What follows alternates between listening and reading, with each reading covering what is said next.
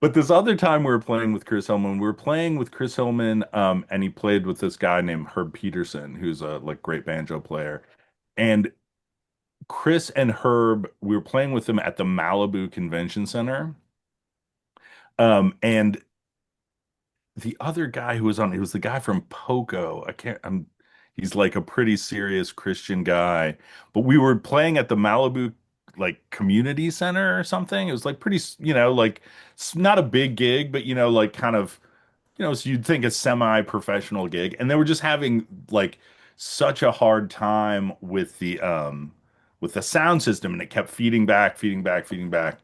And so they like left the stage. They're like, we're leaving the stage. So we like all go backstage. And then they wanted to like have a prayer circle to say a prayer for like the sound man to fix it. Okay. And who should appear at this moment but Tom Petty? Tom Petty came backstage and passed in the prayer circle. He passed a joint around the prayer circle, and we all smoked a joint with Tom Petty. And then the sound got miraculously better. Was it the joint or was it Jesus? I don't know.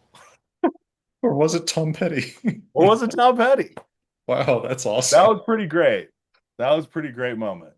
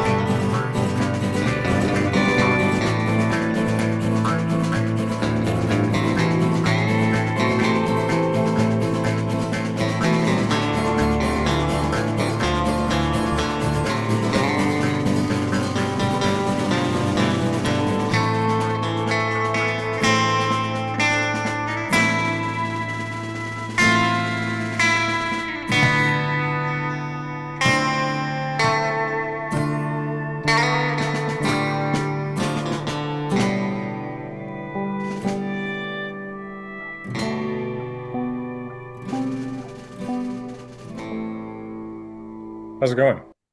Okay. Good, Jackson. Good to see you. Excellent to see you. I was trying to How you think of, doing? I'm okay. I was trying to think the last time that I even saw you. I mean, it must have been, it was probably when I was actually at UCLA, which is 11 years ago now.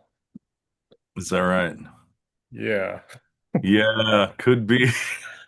Because I was there for your first concert for Mystery Drug. Okay. And I think that might have been the last time I saw you. Right. Yeah. I mean, that was what, the 2013 or something like that I think ish. 13. I think 13. Yeah. Yeah. And and then I left in 2014, but Right. we stayed in touch and off and on, I guess, with Yeah. Twitter and Blue Sky and like so what happened was I had a Patreon supporter who asked me because I asked them all the time for, what do you want to see videos about? And it's mostly Yeah. art stuff, right? But I've been using that little bit of music that you gave me in 2018 or 19, which we should talk about since then, for Yeah. 4 videos a week for, like 7 years. So one of my supporters, Matt Carnivale, asked me, where does your theme music come from? And I thought, well, I could make a video about Icy Hawks in LA, but wouldn't it be cooler to just talk to Rob? Yeah. Well, thank you so much for the invitation. I'm thrilled to do it. And I'm a fan of the channel. Thank you. And I enjoy the videos, and and just kind of like the different locations that you appear in Colorado and Wyoming and such. So it's great. Well, next time you're out here, because I know sometimes you wind up here. There was one time we talked like on Twitter, we like just missed each other somewhere. Yeah. We, My parents used to have a house in Wyoming, in Saratoga, Wyoming. nice, nice. And so we used to go there like a couple times a year. Um, they don't have that place anymore, but we still have friends there, and occasionally we go stay with a friend of ours there who lives right on the North Platte River, like Oh, right in sweet. town. And so sometimes we get over there still. Well, that's not a huge jump for me. So Yeah. So you're in Boulder? no, Northern Colorado, no. Okay. So actually, like even like it is a quick jump to Laramie, for example. So like it actually Okay. isn't all that far to Saratoga. Have you ever been to Saratoga? Oh yeah, Yeah. Have you gone yeah. to the Hobo Hot Pool? No, You got to go to the Hobo Hot Pool. no, Saratoga, like and Riverside and Encampment, it's such a pretty Yeah. part of Carbon County, which, you Oh man. know, I'm going to be a Wyoming chauvinist here and say that one does not normally think beautiful country when one thinks Carbon County, but that part of Carbon County is really pretty. And I go to the Snowies fairly often, Hmm. right? So that's most of my experience with that side of the Snowies of with that side of the counties is just the Snowies. Isn't there like one of the world's most expensive hotels? Actually, like, doesn't it have a Saratoga address? Because it's like on the west side of the Snowies and it's like a $10,000 a night stay and I think that's this I'm trying to remember, is it the Brush Creek Inn? something like that. Yeah, and it's like when we were there, they actually they have like artist residency there that for different kinds of artists, and a friend of mine got it got one of them as like a writer and one summer, and we like we were able to go there for like they had like an open studios like day, Yeah. and it's one of those super over the top, Western lodges for the extraordinarily wealthy, and like Jared Kushner and Ivana or what were there or whatever. Um, and they have like a floor that's like made of um like leather or something, and you have to like put these special shoes on to walk. It's just totally absurd. That's that's definitely the kind of money I make from YouTube and that I assume you make from Icy Hawks in LA. Yeah. I assume just Leather Spotify. floor money. Yeah, I assume just Spotify covers that for you. Actually, like, I figure this is just a chance for me to catch up with you Yeah. and something for people to listen to when they're interested in where the music comes from, interested in finding some new music through Icy Hawks in LA. Yeah. Um, I thought really, um, I'm sure you're sort of used to being like interviewed by music people, Hmm. which, I'm not. So hopefully I can ask you some slightly different questions here. Sure. But I wanted to kind of at least get some of the basic background on Icy Hawks in LA. And I was thinking about something Edward Abbey says, which is that LA comes to all men in time as it must. And I remembered that you were not from LA either. So how did you wind up in LA? How did I wind up in LA? Okay. So I grew up in Rochester, Minnesota. But sort of not, I'm not really a Minnesotan. I'm not really a northerner. My mom was born and raised in Memphis. My dad sort of bounced around, but his family was all kind of southern and from sort of northern Mississippi and eastern Tennessee and stuff like that. So my family moved up north to Minnesota, and I was born and raised there, but I grew up in with southern parents, Makes basically. sense. Yeah. I went to college in the I ended up going to the college in the South, went to college in North Carolina. Um, got into play, I always sort of did music stuff, but got into playing, and had bands and stuff in college. And then after college, me and my bandmates sort of had the audacity to think we'd sort of move to California and become rock stars, and that would happen, very quickly. Wouldn't take wouldn't take long at all. But we moved to San Francisco. So that was in 1994. We moved to San Francisco and like rented an apartment on Haight Street and started trying to get gigs in San Francisco. Wow. Um, and we did. And it was kind of like San Francisco at that time was sort of like uh the last gasp of sort of old San Francisco before like the tech money kind of really started to show up. I mean, it was starting to show up, but it wasn't really there yet in 1994. Hmm. San Francisco was still a little bit of a small kind of sleepy town in certain parts of it.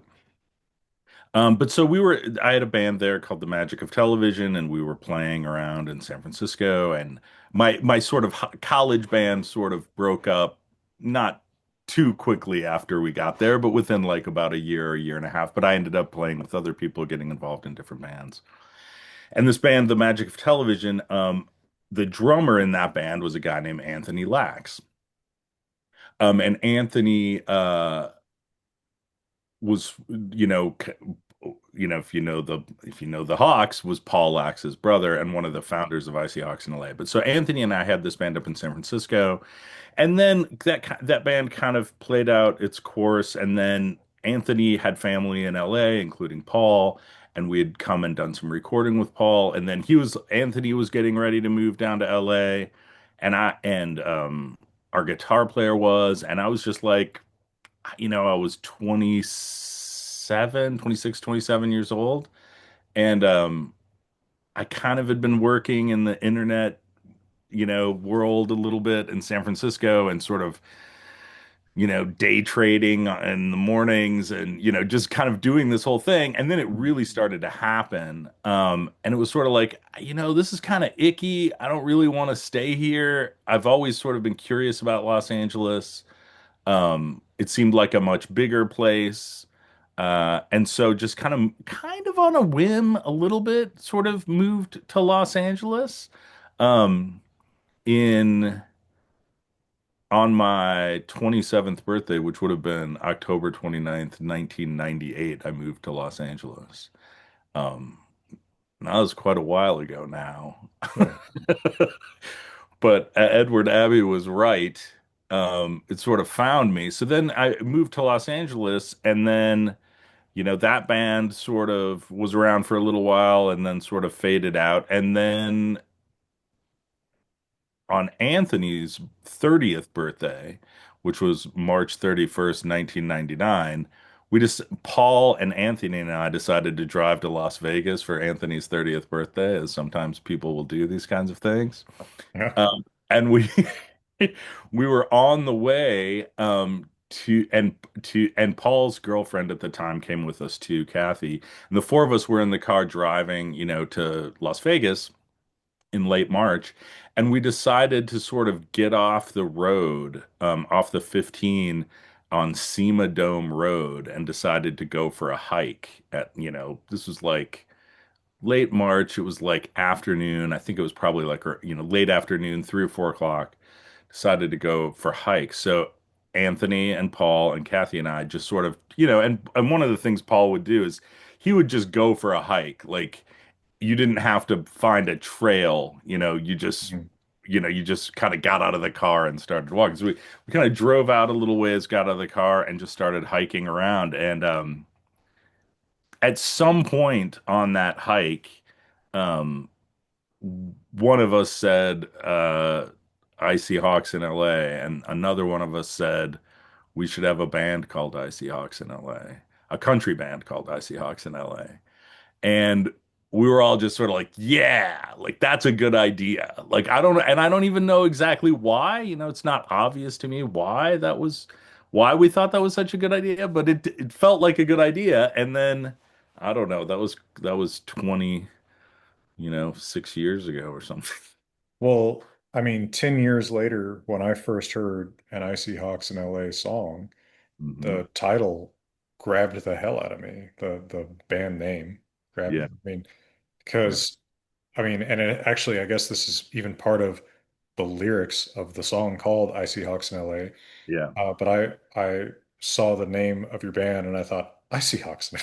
Yes. Because I mean, I'm a birder. The fact that I cited Edward Abbey to you a few minutes ago is, I read environmental writers, like, it's part of my consciousness. And I'm always very in tune with birds, right? I'm always noticing them and what Mhm. they do and whatever. And so, yeah, I mean, in LA, that was sort of my connection to the living world, was paying attention to all these birds because they're around, right? I mean, Yep. there's plenty of wildlife, especially if you pay attention to the really little things like all the hummingbirds constantly dunking on each other. Hmm. Hmm. So I mean, the name really appealed to me, and I thought anyone who would come up with a band name like that, like there's a connection here, right? Yeah. And and that was back when Pandora was still kind of big. I guess it's still around, but like I listened to a lot of Pandora, and so Icy Hawks in LA was suggested to me because I listened to a lot of what Sirius XM calls outlaw country, and Right. I guess you just came up recommendations alongside like Dave Alvin and people like that. Hmm. And I thumbs up a lot of your songs, and pretty Hmm. soon you were a pretty big part of my rotation. And yeah, so I mean that title really it stuck out to me.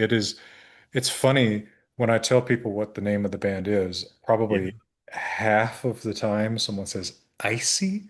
Right. Right. Yeah. I mean, it's so like the band, like you just um sort of described the two parts of this band name. Like on the one hand, and as is mentioned in the song, like if you see Hawks, maybe we should talk. Like certain people, they hear it, they see it, and they immediately get it. Mhm. And that's like what happened with us. We're like, yes, this is it, Eureka. And then there's people who don't get it at all. They're like, I see, they, some people think it's I period C period Hawks. Like that's a guy. Yeah, I see. exactly. Yeah, Which Ichabod Crane Hawks. exactly, Yeah. which would be a good, alias if I ever need one. I see Hawks. That'd be a good October theme, album, right? Like, Yes. Yeah. Oh yeah. Yeah. you could I you see could Hawks in LA. I period C. yeah, turn Harvest Halloween. into a song about harvesting souls or something. I don't know. Yeah. I mean, yeah. But so I guess that was in response to your question about, how did I end up in LA? And then, ended up in LA and then created this band, um, somewhat uh, on a whim, a little bit. But it meant, but not exactly, not purely a win because it meant something to us. Yeah. We did see Hawks in Los Angeles, and it was something different, and it was um, sort of an invitation to sort of a way to think about this place, and the music that we ended up starting to write and have continued to write. Um, is really, I think, connected to the place, Mhm. and to the experience of being here now, as well as to sort of the history of the kind of music that we're connected to in this place. And when you're kind of talking about like thumbs upping that stuff on Pandora, it's like there's that outlaw country stuff, there's the Merle Haggard stuff, there's the Birds, there's sort of this tradition in Los Angeles of a particular kind of country music that's different than Nashville and different than the East country, Texas. It's not Texas country, it's Yeah, not absolutely. Tennessee country. It's a particular kind of California country that we participate in or aligned ourselves with or found ourselves as, you know, um, descendants of or something. Yeah, and it's very, very different. I mean, it's not even in the same solar system as that Nashville sound Mhm. where it seems like, I said this 30 years ago, 20 years ago, and it's, I guess, changed in that time, but they've always remained sort of similar to each other over Mhm. time. Like if you're looking for rich lyricism, Nashville labels are not really the place to look. No. And What? sometimes we've, accidentally ended up, with these other bands. Like, um, there's this one time, like I don't know if you know who Eric Church is. I Do you do. know? Okay, so Eric Church, it was sort of before he was really famous, but he was definitely getting famous and like on the rise. And he had a get like we got asked to open for him at the Roxy because Hmm. they thought country band, like Yeah. this is gonna work.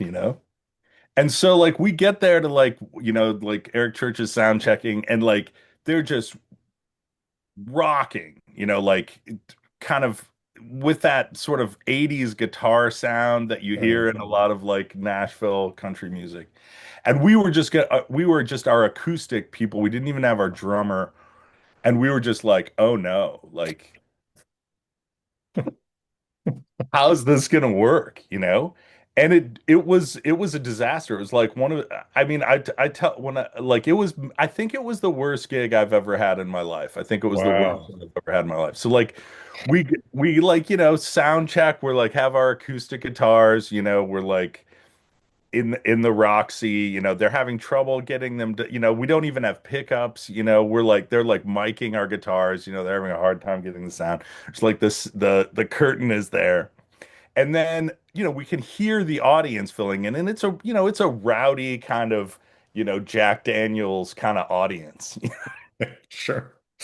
And we're just like gonna play our acoustic songs. The curtain goes up, and these people are just looking at us like kind of in the Jack Daniels tube tops and stuff, just like kind of baffled. Like, what is this? And so we're like playing our songs, and they're just some of the people are just like talking to us, like they're just like talking to us, and then like there's this really drunk guy who's like just cursing at us and like telling us we suck and Wow. heckling us, and we're like looking at each other like, what do we do? Yeah. Like do we continue? Do we and we survived. We made it through. Like afterwards, we like go in the green room and we're just all like, oh, and then Eric Church like kicks in and she's like, "Oh, no," this whole thing explodes, and that's exactly what this crowd wanted. But I mean, I tell this story just to like, that's a difference. That's a big Yeah. difference, like, Yeah. and sometimes, people when people out in the world think of country music, they're thinking of like Nashville country music probably first. Mhm. And what we do is definitely something different than that. Well, I've seen this division myself too. I mean, I can't stand most of uh, that sort of mainstream music, at least in the last 25, 30 years. But I find, hopefully, I'm not stepping on any toes with any of these comparisons. I mean, I mentioned Dave Alvin earlier. I Sure. think he's similar. I think it's fair to say, in some Absolutely. respects, I would name the Turnpike Troubadours Sure. as similar in a respect. Uh, I certainly think their uh, incredible lyrics remind me of your incredible lyrics. Thank you. One of the things that brings me to both bands. But I went to a Turnpike show. They opened Cheyenne Frontier Days last year, Oh yeah. which I mean that's a pretty big gig, That's a big gig. Yeah. and like you could tell some of the audience like did not. he- they've got some pretty rocking numbers, but like some of the audience is like not really sure what they're there for, right? Yeah. Like, yeah, I know what you mean by like the Jack Daniels tube top audience. That's definitely not. You're not going to melt their face with Sky Island or whatever, that's Right. Right. which is a great song. It's just not what those people are there for. Right. But it's odd to me that as much as music seems to have splintered today, people aren't listening to the same four or five radio stations like they did when you or I were a kid, Sure. that they're still like it has not become as democratized as we maybe dreamed of in the early internet days where everybody would be able to find their special niche. I mean, I have, but it feels like people actually still struggle to find things that don't come from those major record labels. And the major record labels really do drive toward this weird homogenous and very, I don't know. Yeah, it's all about genes. And then now we have some of these sort of AI generated Oh bands shit, yeah. that are doing exactly what they're supposed to do in that realm, which is fitting perfectly into this I whatever the particular idea of that of genre or something is, and then Yeah. getting having hit songs. There's some weird philosophy papers in here. Uh, I mean, I looked at one of these bands because I got a little bit intrigued because people were sharing, a link to the Spotify page, Yeah. and the supposed singer looked so much like me that it really crept me out. Oh, really? Which band was I this? can't remember it, but it was one that had a big hit like a month or two ago. Yeah. So it's like, man, Yeah. this is creeping. I've got to go like just see this. Yeah.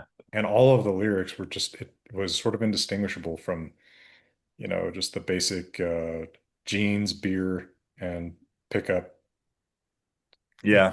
type of country.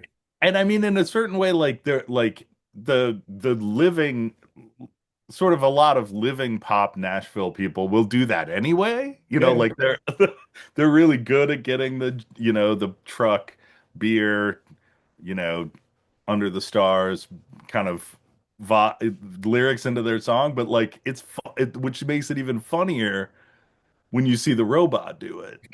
It does kind of. I mean, AI slop is based on human slop. Exactly. It comes from somewhere. And now, I, and now they're just going to be going back and forth influencing each other. yeah.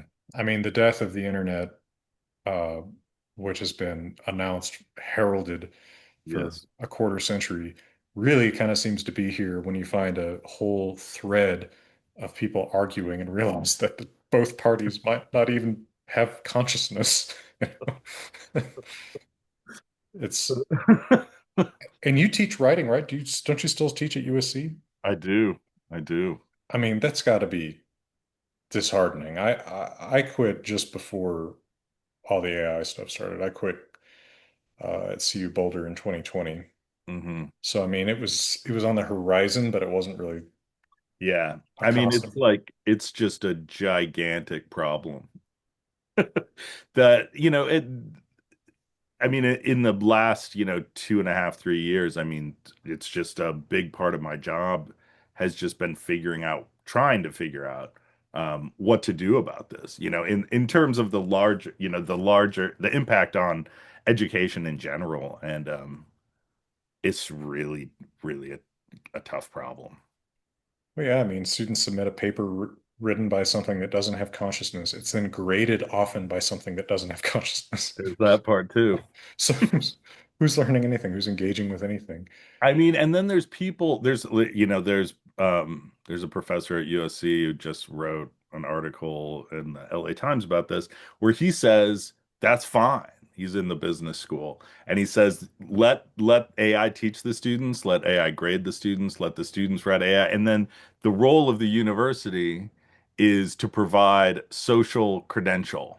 Like you're supposed to like it basically it's like the university is just sort of what I guess fraternities and sororities used to be. It's just sort of Yeah, like a way to have experiences with humans, for $100,000 a year, I guess. I don't know. yeah. Welcome to hell. I Welcome to hell. right. Oh my God. I mean, what is that but hell? It's Yeah. you know, uh, okay. So speaking of AI and writing, Yes. and I mentioned how much I like your lyrics. I am certain that you are not going to Gemini or whatever and saying, write me a country song. But what is the process by which these songs come to you? Are you finding them? Do they land on you? Do you forge them? Right? What's the process there? I would think it's, I think it's all of the above. I think, it depends on the song.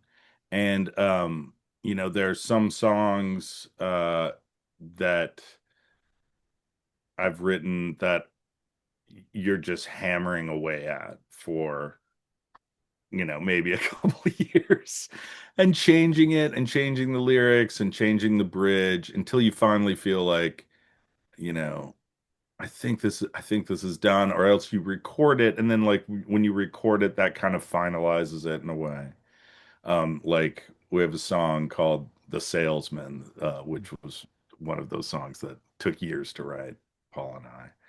Um, but then there's other songs like "Humboldt," for example, which happened all at once, no changes whatsoever. Just came out during a rehearsal, spontaneously. We were recording it on our phones, and we've never changed it. And that's one of Um, your biggest hits, isn't it? Probably our biggest hit, yeah. And so, like in a way, like that's you sort of feel like, you don't just get those gifts from the universe. You have to be like working on the other songs, like the salesman hammering away at these other songs, Hmm. however many songs you're working on at once. And then sometimes you get one, you get one that's just like pops right out and you're like, oh yeah, that's it.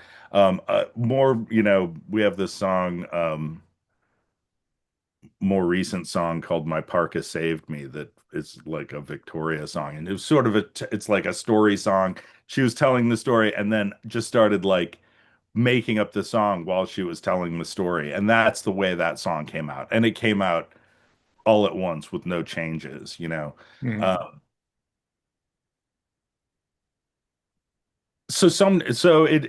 I guess that's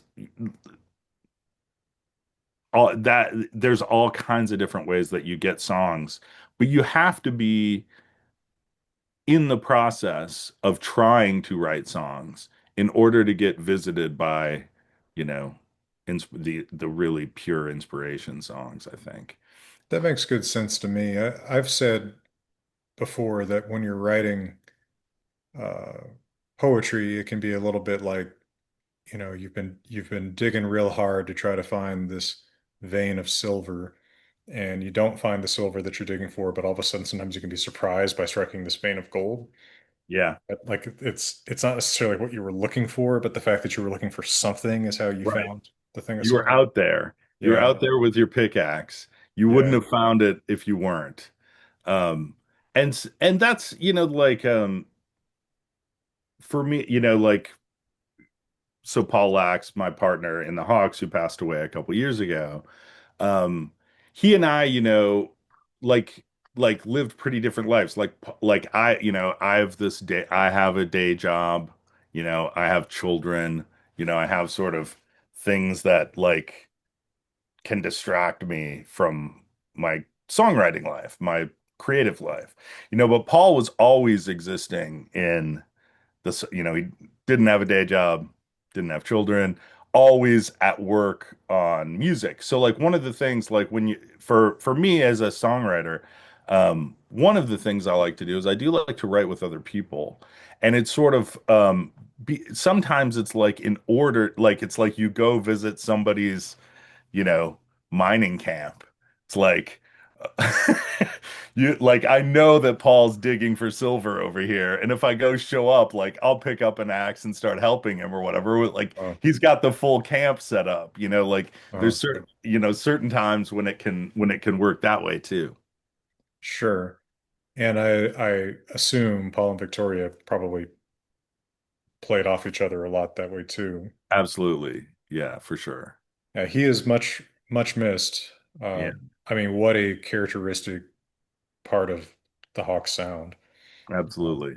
I mean, you could tell just, I mean, I only knew him to shake his hand, but what a loss. Yeah, yeah. It's a it for sure. And I mean, it's been interesting, like since he passed away, like, kind of like because Paul, is such a huge part of the band and married to Victoria, who's the drummer, and it's like, such a foundational, huge part of our band and our sound. Sort of like, well, are we going to keep doing this? Like without him, was sort of definitely a question, and we didn't really know the answer to it, in the months, after he passed away.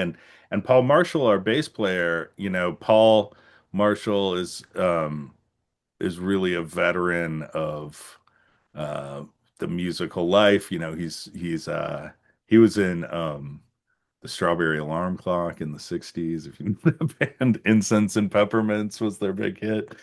He's been in different lots of bands for decades. Does an And incredible George Jones. what's that? He does an incredible George That's Jones. an incredible George Jones. And he was like, we should keep going, and I was sort of like, really? Like I was like Hmm. sort of like surprised by that, and he's like, yeah, we've got these songs and, people want to hear them and, we should just keep going. And we sort of like we had some gigs that had been booked and, for a long time, and some of them were out of town, and it was like, well, I guess we'll do this one, we'll do this first gig and see how it goes or whatever. Um, and we found somebody the guy who's been playing guitar and pedal steel with us is this guy Dan Wistrom, and we found this guy, and it sort of like worked, and it was like, wow, this is like a surprise. It's not Paul, it's something different than Paul, but like it it felt good to do it, to be playing the songs and healing, to do it. I mean, so like this past weekend, we had a gig, and a former student of mine is this violin player, this amazing world-class violin player named Nora Germain. And she'd just come off a tour with John Batiste, like 45 days with John Batiste. She's like really great. And she showed up at our gig, just to see the band, and she hadn't seen us, since Paul passed away. And we had her sit in with us, like, do you want to get up and play with us? And she did.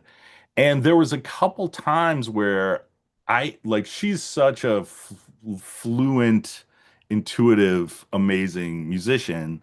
Like she was doing some Paul lines that I hadn't heard since Paul passed away, that she knows like from recordings and stuff. Mhm. And she's doing it on the violin.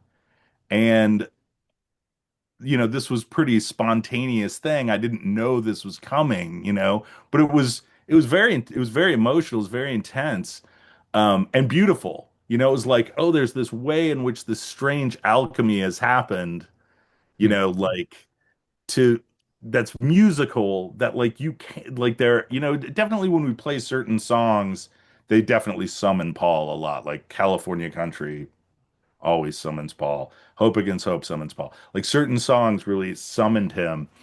And then afterwards, like Nora we were talking, and I was like, thank you so much. That was so great. And we were talking about it, and she was like, I'm so sad because Paul's not here. Hmm. And I'm like, I know, like me too. And that is like, it's just part of it now, kind of, that's just part of the experience of being the Hawks now, but like it's sort of beautiful too, because it's sad, but it's beautiful, but it's like you get this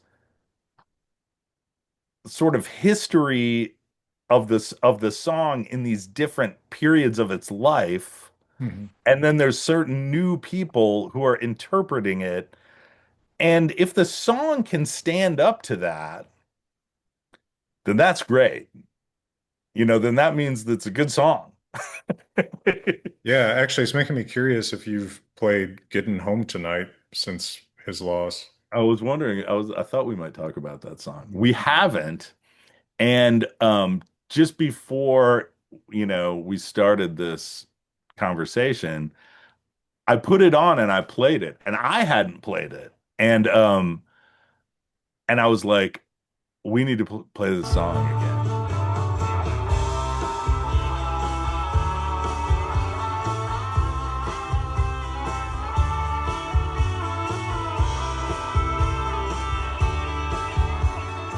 Like, there's certain, and I was like, this would be good. Like, this would work, and this would work with Dan, and I mean, the Hawks. We have a lot of songs. We have, 11 albums, is that right? Or 10? yeah, I think that's right, 10 or 11. Is it 10 or is it 11? I can't I don't remember. know. Something Is it, like that. it's either 10 or 11. And each album has like, 12 to 15 songs on it or whatever. And then there's songs that we didn't quite ever get on a record, but 150, 180 songs, I don't know, something like that. Yeah, it's a huge repertoire. Well, it's 2 decades of playing together, a quarter century playing together. Yeah. Yeah. And so we haven't gotten to all of them yet. In this Yeah, in sure. this in this new era, but like it like each time like we kind of are getting together and um preparing for the next gig or whatever it is, we usually kind of choose a couple that we haven't done to sort of try out and resurrect Oh, and that's bring nice. Yeah. back. And then trying to, writing new stuff too, like both just to keep everything, keep the compost heap sort of steaming. Mhm. Um, I like the image, actually. That does work. got to keep stirring it, got to Yeah. stir it in. But I think getting home tonight is about time to come back into the repertoire. Well, I remember the first show I ever saw you at, I requested it, and you were like, Yes, we don't play that very much. I remember it too. But I mean, it's such a cool, just musical experience to me. I mean, I'm not a musician at all. I don't play a single thing. Yeah. But I appreciate, uh, I mean, and Paul is a huge part of the sound of that song. Oh, yeah. And the sound and um the spirit and the theme of the song, I think too. Like kind of one of the things, when we were talking about it's kind of the difference between sort of the kind of music that we make and kind of the music of like Nat pop Nashville country. I mean, one of the things that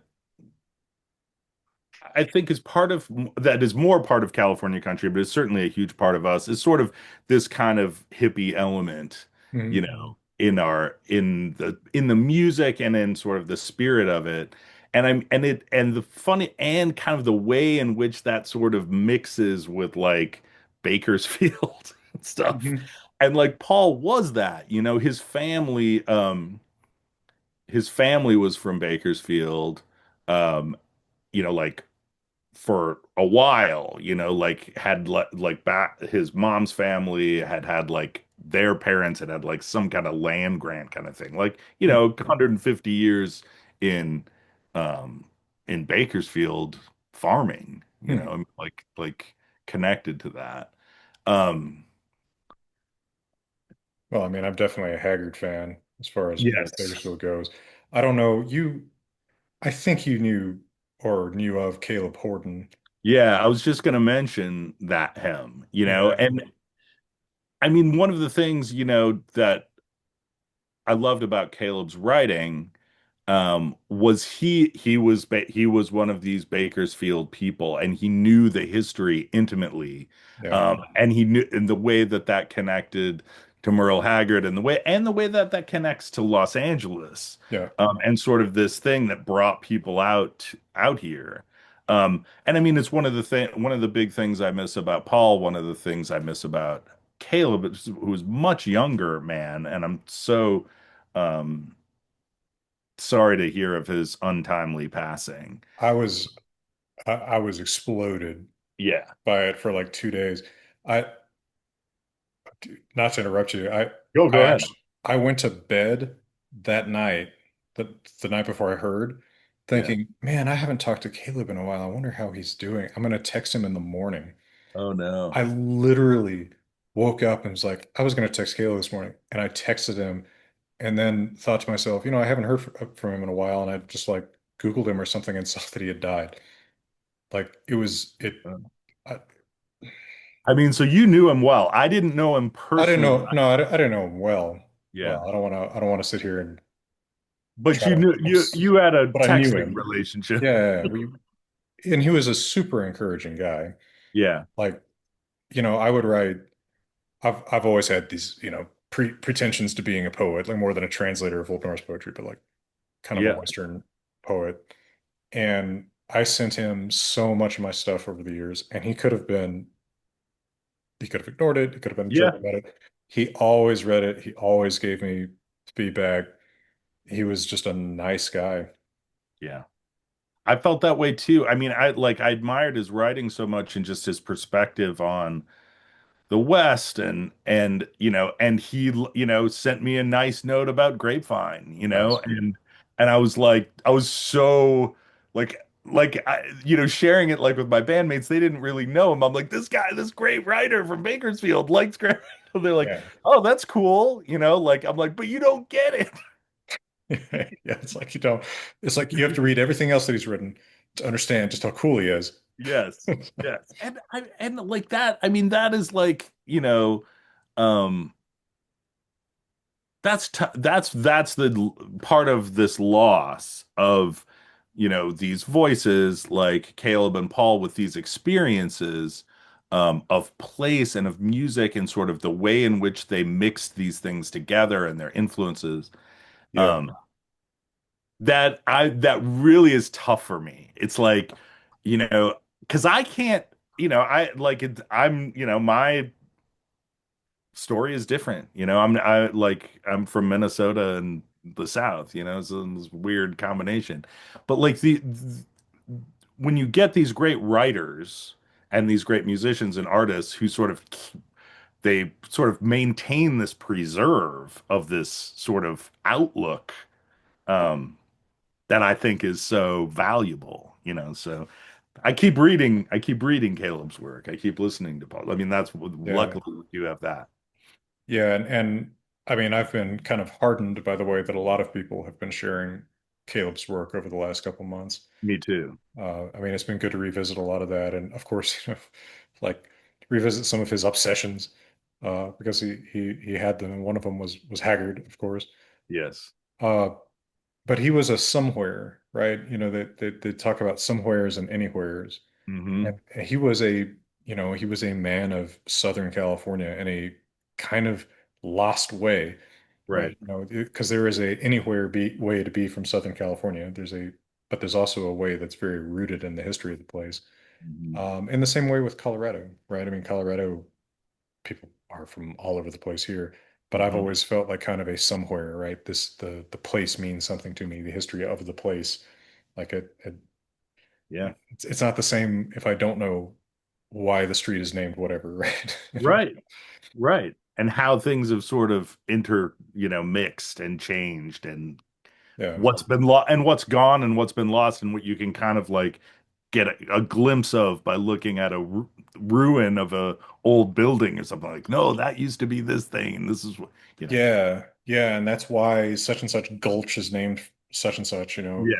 and I've had the experience of being a transplant too, just as you have, and that's a part of the modern experience. I mean, I would say that being a transplant in LA is almost like the default way of Yeah. being in Yeah. LA. Right? Yeah. I don't know that I knew anybody in LA that was from LA.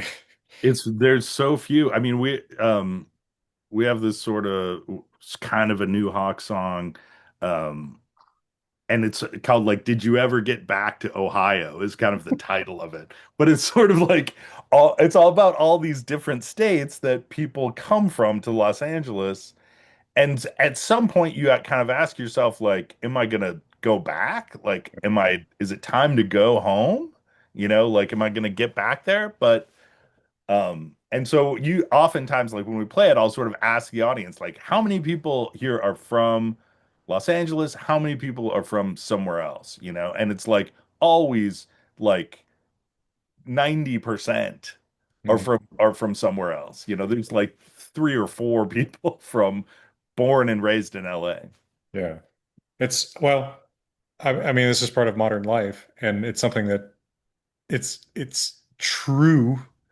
Like there's nothing wrong with not having roots Yeah. somewhere. And I think you can make roots in a new place too. I Hmm. mean, I came to uh, appreciate LA for what it was in some strange respects. Actually, your song, I See Hawks in LA, speaks a lot to, it's very atmospheric to me, speaks to my experience of LA, like just the rare times that it rains, the way that that kind of just brings out something new and different in the air. And uh, it's not an awful place. I actually liked it better than I liked the Bay Area. Yeah, me too. Even though people act like the Bay Area is this greatest place in the world.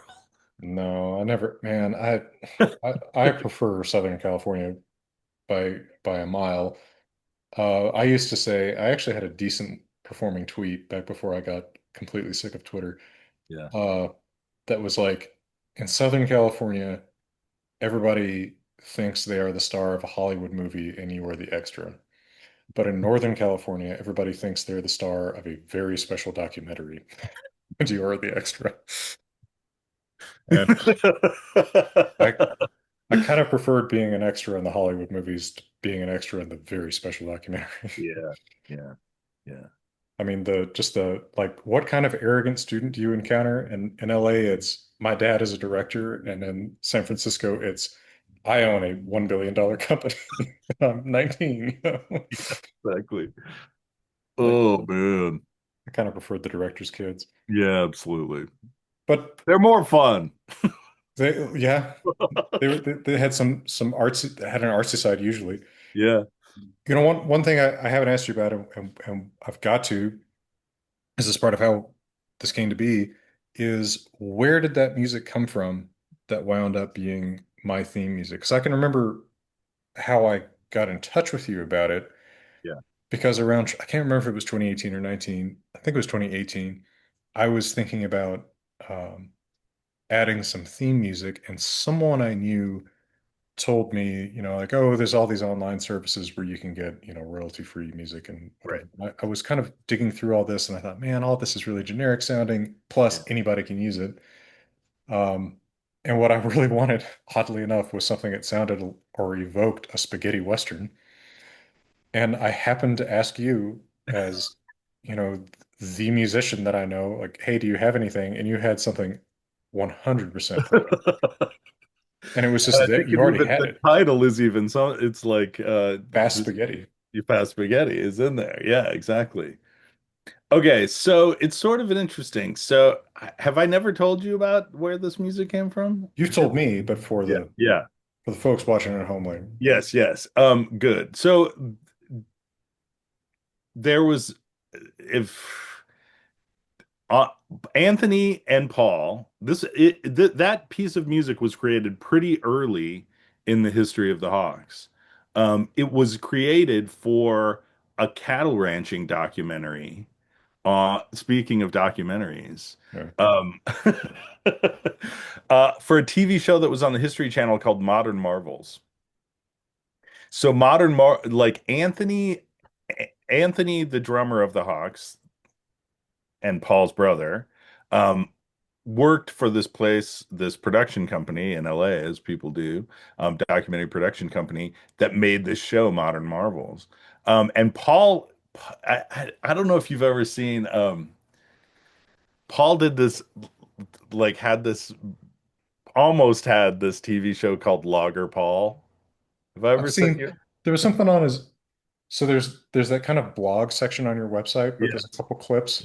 Yeah, exactly. So Paul's job for this production company that like made shows for the History Channel was logging video footage. So like they had just this massive amount, I guess this is something that like AI will do now probably, but it was sort of like watch the video. It's like President Nixon in Venezuela. crowd throwing stones at limousine. Like you just like write the like describe what was on these sort of archival video clips. Hmm. So, but then there was a point where like Paul would do these sort of voiceovers of these videos that were pretty hilarious, and they wanted to make a show of it, like little 1 minute sort of clips, like after commercials, and they made a bunch of them. Didn't end up get making it to air, but we have them and they're on YouTube and we put them on our website and stuff.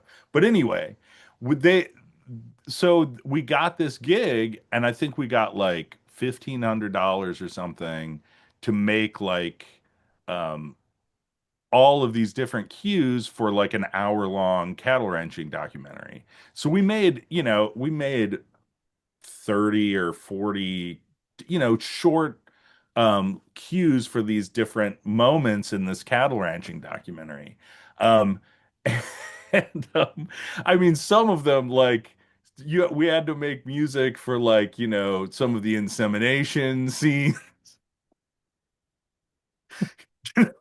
I mean, You you know, sent me all these tracks. I sent you a bunch of them. Yeah. Or okay, maybe not all of them, but you sent me, I have like eight probably. Yeah. Yeah. I selected the ones I thought were most. Okay. Yeah, and they've got some pretty fun titles like Modern Meat is one Yeah. of them. And Yeah. I occasionally use one of the other ones as a background for something else, but like Modern Meat is one. What this is like a waltz, Oh yeah, Big Ranch Waltz. Big Ranch Waltz. Yep. Hold on, let me see. What do I have? Um, oh, it'd take me too long digging in my files here, but yeah. So I guess yeah, Cattle Ranches, I just found it. It aired on July 24th, 2001. So Man, it that is a long was time ago.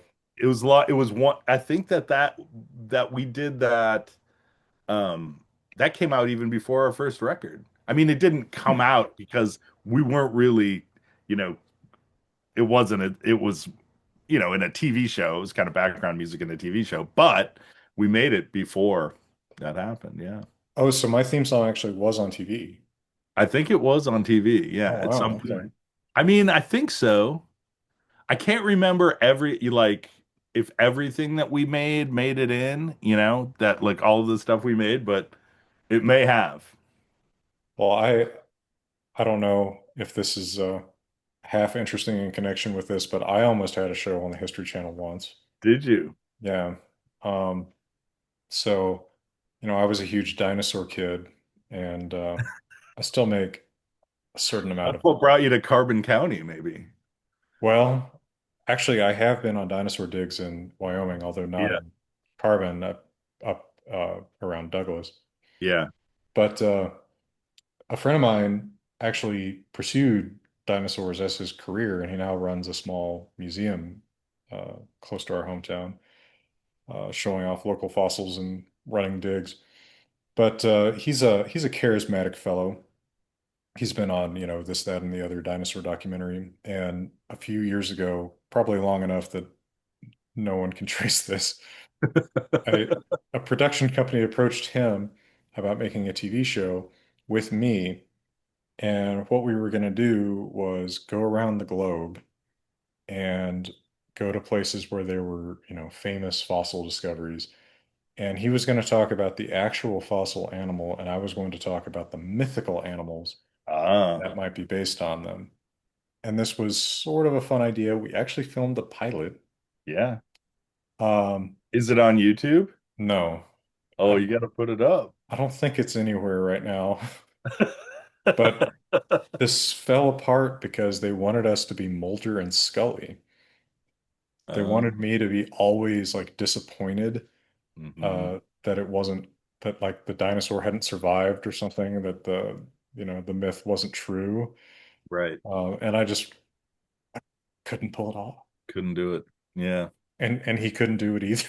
Yeah. Like he couldn't really do the Mulder bit. So it fell apart as so many things do. And then the History Channel fell apart because now it's all Right. just Ancient Aliens or whatever. So Right. Right. I would love to see that show. I, I- I wonder if that exists somewhere. He might have it. You gotta ask him. I certainly don't have it. That's from like 2016 though. There is one context in which I think about Icy Hawks in LA at least once a day, Okay. and it has nothing to do with me listening to your music. And it's that when I'm driving, probably at least once a day, I have the thought, stop driving like an asshole. And immediately your song comes to Well, it's there's so many occasions when somebody is driving like an asshole. I mean, yeah, and that's a great album, Mystery Drug, which I have a an autographed CD of Oh, cool. from when from the I think it was the night it was released. Yeah, I think so. At McCabe's, I think. Yeah, Was I that think as well. McCabe's? I think so. And I Yeah, mean, I mean, that song is one of the more well-known Hawk songs as well, because I think it it does it does really scratch a particular itch for people, because I mean, especially like, I have to do so much driving in Los Angeles still, and it's just like, what the fuck? yeah, but that's I mean, you're a poet, right? I mean, I don't know. Do you publish poetry outside of your I, song lyrics? I I haven't yet. I haven't yet, but I'm not going to say it will never happen. But I haven't published poetry yet. I do think I mean, it's maybe one day I would like to. But I just think that and I'm not being facetious. I think really part of the art of poetry or song lyrics is taking everyday experiences and writing Yeah, something that channels them in an emotionally yeah, cathartic way. And honestly, Stop Driving Like an Asshole does.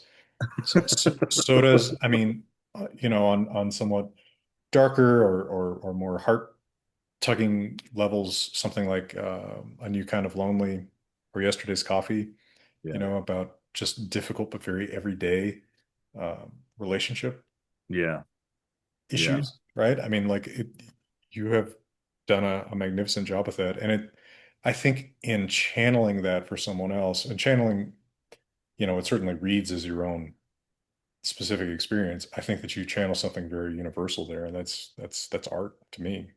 Thank you, thank you. Yeah, I mean, it's those.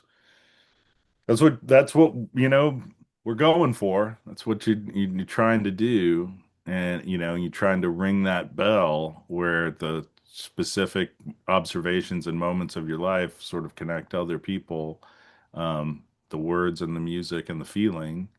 That's the goal. And So, I put you up there with modern songwriters like Evan Felker or classics like Merle Haggard or I mean, speaking of California, a poet like Robinson Jeffers. oh wow, thank Uh, you. I mean, Robinson Jeffers has a poem with a hawk in it. well, he has a lot of poems with I hawks in love. it. That's sort of an obsession of his.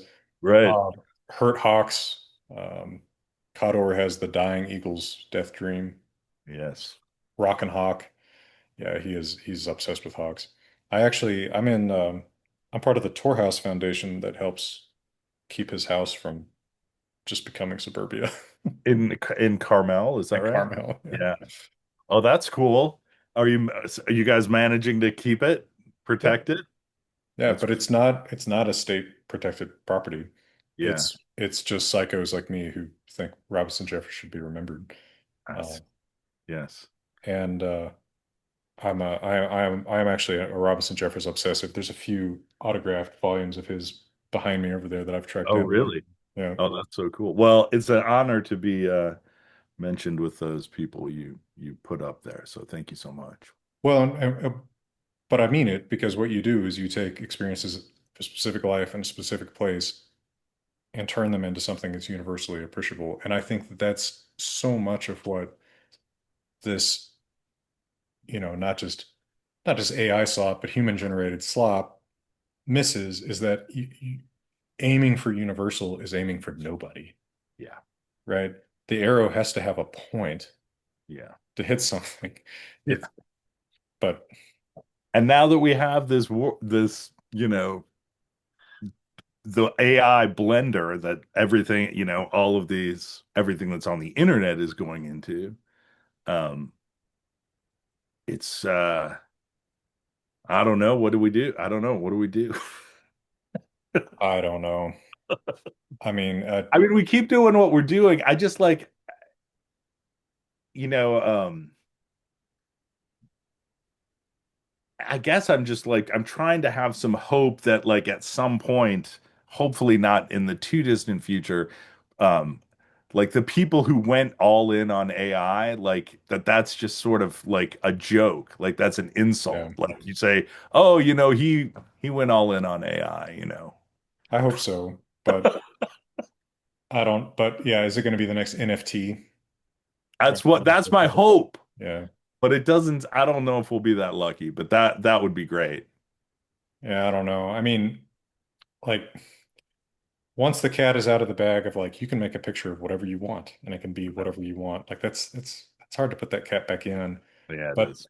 I hope that with that being sort of so generally distributed that people do kind of realize how hollow it is, Right. right? There's I nothing mean, real to it. like my kids are seeing, I mean, they are my kids, but like they seem they're very skeptical of it, Hmm. and even fearful of it. And just like my son will, he won't t go anywhere near it. He just doesn't want it to touch him, like so that's good to me. I'm happy about that. Yeah, I'm a skeptic, obviously. Yeah. So what is next for the Hawks? Do you have plans for another album, a tour? We Um, do. I mean, we have we have about two-thirds of a record done and recorded, and a bunch of it was recorded with Paul before Paul passed away. oh, okay. So we're kind of in the midst of sort of finishing that. Um, and hopefully we'll get that done, before too long here, maybe by the summer or something like that. Um, I don't touring, we just got I just got an email that we may be going like doing kind of a northwest kind of thing in August, up to Oregon and Washington. We still get up to Northern California.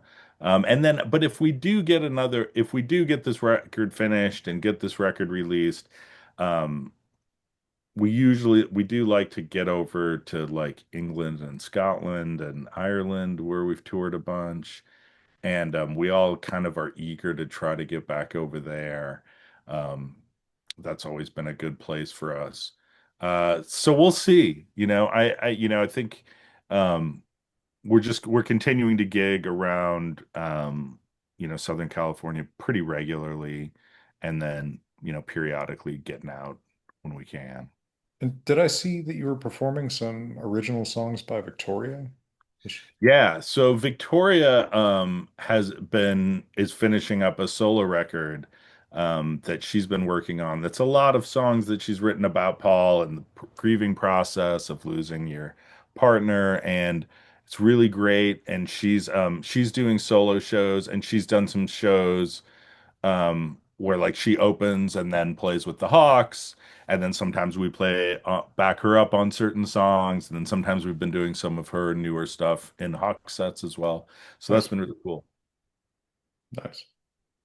Yeah, I mean, she was a great addition to the band. Yes, yeah, and she's sort of, I guess, kind of became our official drummer in like 2012-ish or around there. But she had played with us since the beginning, sort of she was the original Humble drummer. And so like lots of time like when we sort of originally invented the song. And she would come and play on that one sometimes, but then it just more and more she became increasingly involved and full-time member. I consider her part of the characteristic sound. Absolutely. Absolutely. Well, Rob, it's been a lot of fun for me to talk Oh to you. man, pleasure. It's a pleasure, Jackson. I'm so glad. Thank you so much for the invitation to chat, and it's just great to catch up and see you and talk. Yeah, I really hope that you get a chance to get out here or I get a chance to be in Yeah, LA. I was there for like one night earlier this year. I just didn't have time to do anything, yeah, Like, sure. but next time I'm there for any length of time, like I still got a lot of colleagues at UCLA, Hmm. and this year I was supposed to come and do some talks, Yeah. and then all of the money just disappeared, right? Everything vanished. Um, so I wound up doing all that stuff by Zoom, but it would be a lot better if I could actually come do it in person, stay for a few days and hang out. Yeah, and I'd love to come if those were open to the public. I'd love to come hear it. Oh yeah, sure. And if in the future you find yourself in Saratoga or anywhere in Colorado, come hang out. I'd love to. That would be great. I mean, we'll see if universities continue to exist that much longer. I don't know if UCLA will still be here. Yeah, I don't know. It's I I I do not comprehend the desire to kiss a particular individual's ass. Yeah, Um, I don't know what that gets a university 10 years down the road because I think people are going to look back and say, you're one of the ones that kissed his ass, and I know. it's going to be worse for you down the line. Yeah, But who can say? yeah. Dark. It's strange and dark days for the American university. It really is. I mean, I quit, not, you know, sometimes people make weird assumptions about this, like that I quit because things were too woke or Yeah, whatever. It's like, no, I quit because I couldn't make a living. yeah, yeah. Right? It's the economic reality. It's like, That's the problem. but it's funny the sort of ideological projection that people put on you. It's like it's too hard, or even when I'll say that, people say, well, "Yeah, it's getting too hard for a white man to make a living in the universe." It's like the people I know making a living from it are by and large white men. So I don't know There's what the hell you're still talking plenty of white men making a living at the university. But just this, the bullshit racialism and stuff that's just become acceptable for people to say, it astonishes me. I know it's astonishing. But I believe I'm not normally actually an optimist, but I don't think it can last forever. Yeah. Uh, so we will see. We'll hold on to got to hold on to that hope, just like that AI will be an NFT. Yeah, yeah, but regardless of whether it does or not, um, you can lead your own life in a way that matters to you, I Yeah. guess. And And I don't. I'd love that you've done created this channel, this whole world of like I know more about, Norse mythology and these stuff than I ever would have, from watching your show and Well, thank you. language, just how language works. Well, thank you. Have you seen the new edition? I Mhm. just from on your show, but yeah, it looks great. Uh, Oh man, it's yeah. beautiful. I hand drew a map for it. Oh wow. Uh, all it needs is music. Oh, It's a multimedia thing now. that's awesome. Well, like I said, hope to hang out, and I'll put this up probably next week. Okay, Sort of depends on when I can sit down and edit it. sure. Because obviously some of it is, more personal and I'll Yeah. kind of trim. Okay. But I don't think we said anything that couldn't in principle. I don't think so. Yeah, uh, I don't just think so. just more toward the end. I think maybe I got a little more personal. But okay. And stay in touch. And like I said, love to see you in person. Same here, Jackson. That'd be great. All right. Well, happy holidays out there and hope 2026 treats you better than ever. Okay, same to you, Jackson. It was really a pleasure. My pleasure, sir. All right. All the best.